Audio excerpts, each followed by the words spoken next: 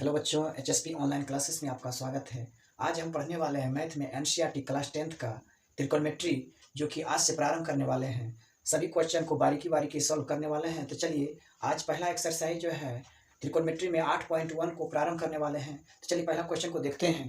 पहला क्वेश्चन है बउआ कि त्रिभुज एबीसी में जिसका कोण बी समकोण है और ए बी बराबर दिया गया है 24 सेंटीमीटर, बीसी बराबर दिया गया है 7 सेंटीमीटर, तो निम्नलिखित का मान ज्ञात करें।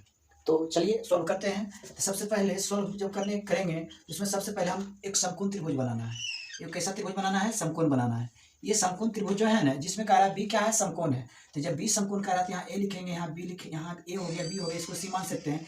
इस दोनों कोण में किसी कोण को कोनों रख सकते हैं, इसको ए रखें चाहे इसको ए रखें, किसी को भी रखें, मगर बी जो है हमेशा क्या इसमें होगा? समकोण होगा, मतलब 90 डिग्री होगा। क्योंकि क्वेश्चन में कहा जा रहा है बी कोण क्या है? समकोण है, जिसमें ए बी बराबर 24 सेंटीमीटर, बीसी बराबर 7 सेंटीमीटर है। तो निम्नलिखित का मान ज्ञात करें। तो चलिए सबसे पहले हम देखते हैं, यहाँ पर लिख सकते हैं, चूंकि त्रिभुज जो है ए बी सी में है ना, बी कह रहा है कोण बी बराबर समकोण है, मतलब 90 डिग्री है ना।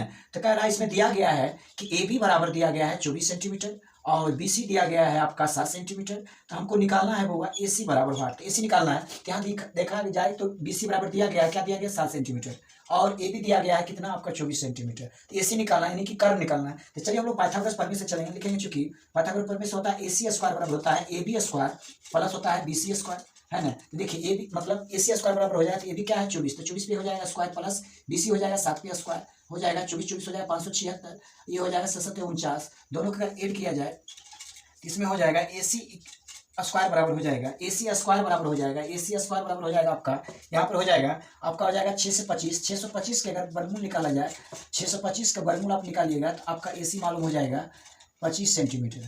25 सेंटीमीटर आपका मालूम हो गया ए सी कितना मालूम हो गया? 25 सेंटीमीटर। तो देखिए त्रिभुज में जो है समकोण त्रिभुज में तीनों भुजा हमको मालूम हो चुका है ना। अब हम लोग क्या करेंगे, इसमें जो कह रहा है उसको काम करें। देखिए क्वेश्चन नंबर 1 में कह रहा है साइन ए और कोस ए का मान ज्ञात करें। तो चलिए क्वेश्चन नंबर 1 में देखते हैं। सबसे पहले कह रहा है क्या चीज?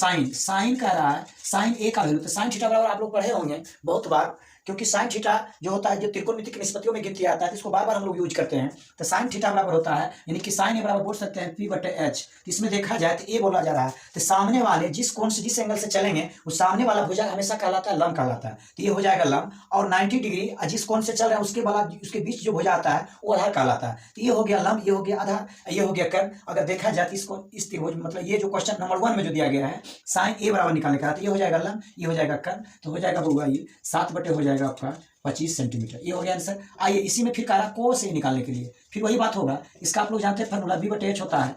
क्या होता है? B/H होता है। तो बी इसमें क्या हो जाएगा? हम लोग जानते हैं सामने वाला अगर लंब कहलाएगा तो ये क्या कहलाएगा? आधार कहलाएगा। तो आधार को ही बी बोलते हैं, बेस बोलते हैं। तो हो गया 24 सेंटीमीटर, 24 हो जाएगा। ये क्या हो जाएगा? आपका कर्व इसमें क्या हो जाएगा? 25 सेंटीमीटर। तो ये हो गया। चलिए फिर दूसरा क्वेश्चन देखा जाए। अभी दूसरा क्वेश्चन जो दिया गया है यहाँ पर कह रहा है साइन सी। क्या कह रहा है? साइन सी। तो सी देखा जाए, सी तो यहाँ पे नीचे में है, सी देखा तो सामने वाला भुजा क्या कहलाएगा? ये लंब कहलाएगा, ये आधार हो जाएगा, ये क्या होगा? कर्ण होगा। तो साइन थीटा वाला फिर होगा P/H ही होगा। तो आपकी बार देखा जाए तो P हो जाएगा, कौन हो जाएगा? ये हो जाएगा। क्यों हो जाएगा? क्योंकि हम लोग जानते हैं, पढ़े हैं, बहुत बार पढ़े हैं कि जिस एंगल से लिया जाएगा उसका सामने वाला भुजा ही लंब कहलाता है। इस एंगल से लिया गया तो इसका सामने वाला भुजा ये है, ये कहलाएगा लंब। तो लंब को ही P बोलते हैं, पेंडिकुलर है ना, लंब को ही P बोलते हैं। ये हो जाएगा 24 हो जाएगा। और कर्ण को ये हाइपोटेनस है B, तो जानिए हमेशा कर्ण सब हमेशा इसी में रहेगा, मतलब इधर से चलो चाहे कहीं से भी चलेंगे तो कर्ण हमेशा अपना जगह जो रहेगा उसी जगह में रहेगा। ये हो जाएगा आपका 25 सेंटीमीटर, है ना। फिर आइए दूसरा क्वेश्चन इसी में बोल रहा है, कह रहा है इसी में कोस, है ना, कोस सी निकालने का रहा है। आप लोग जानते हैं B/H होता है, B/H क्या होता है? H होता है। B/H जब H होता है तो हम लोग जानते हैं कि इसमें जब नीचे से चल रहे हैं तो BA होगा, क्योंकि 90 डिग्री जिस कोण से चलते हैं उस दोनों भुजा, इस कोण और इस कोण के दोनों बीच वाले जो भुजा होता है उसी को क्या बोलते हैं हम लोग? आधार बोलते हैं, बेस बोलते हैं। तो ये हो जाएगा बेस, बेस हो जाएगा हमारा क्या हो जाएगा? 7 हो जाएगा। कर्म तो जान ही रहा है 25, बहुत ईजी क्वेश्चन है वो। चलिए इतना ही आज हम रहने देते हैं, फिर नेक्स्ट डे हम जो है इसका क्वेश्चन को सोल्व करेंगे। Thank you.